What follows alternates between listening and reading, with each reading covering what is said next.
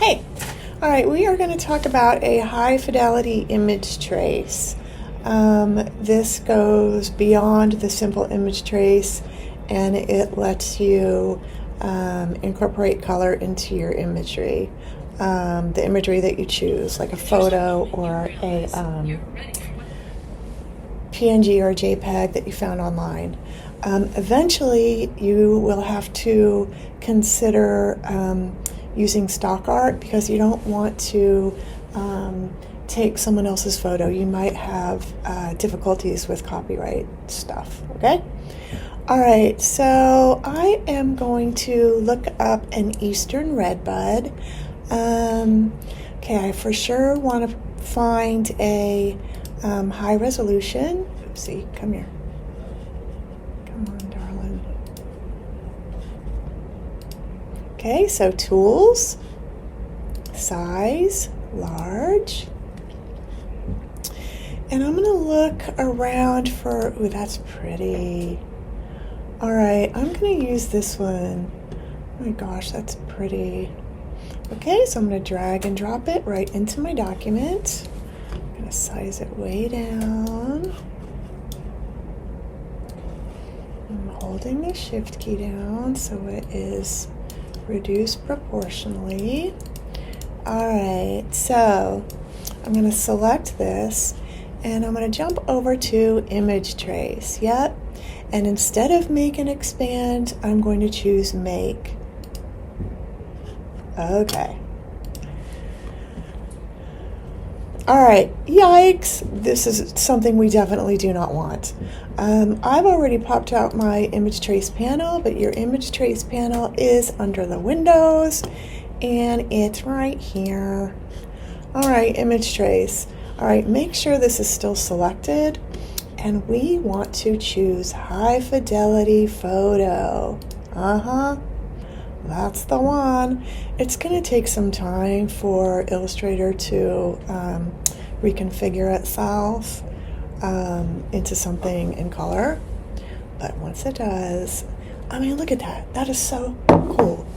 And I teach this in 142 because in foundation classes, you guys really need to learn all about path tool and creating shapes and stuff.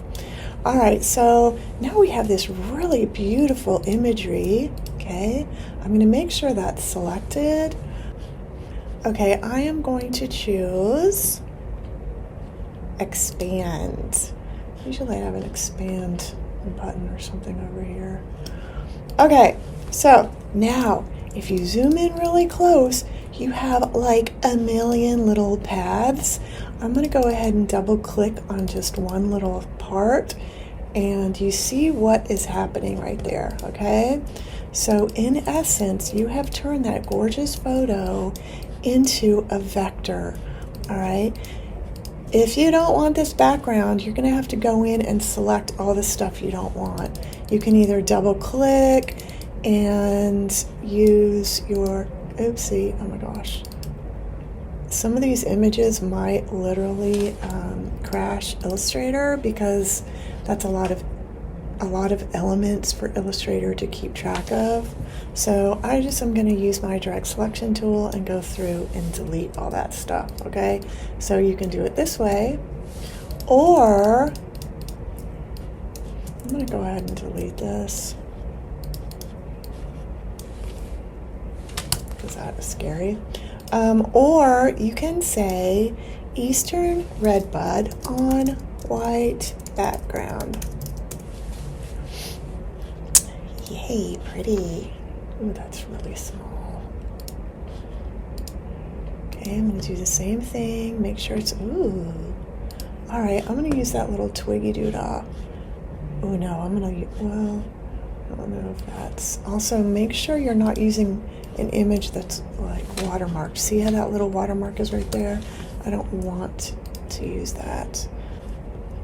Okay, drag and drop it right into my file. Do the same thing, all right? So I'm going to image trace, make. Okay, it's gonna look like that for a second until we fix it over here. Oops. High fidelity photo. Oops, eek, eek. right, so we have this gorgeous image now, okay? I don't know where my expand went. All right, so we're going to expand that, which means making little vectors so we can manipulate them. All right, very similar to the simple image trace. All right, yep. All right, I want you guys to see this. When I drag this over here, I still have this white background, all right? So I can go in here and ungroup a couple times and then delete the white stuff, or you can double click on the grouped object and just start deleting, right? And then once you delete where you're at, you can just use it and you're good to go. So those are some really cool ways to snag some photos from the internet or your own and convert them to vector. All right, you guys, see you soon.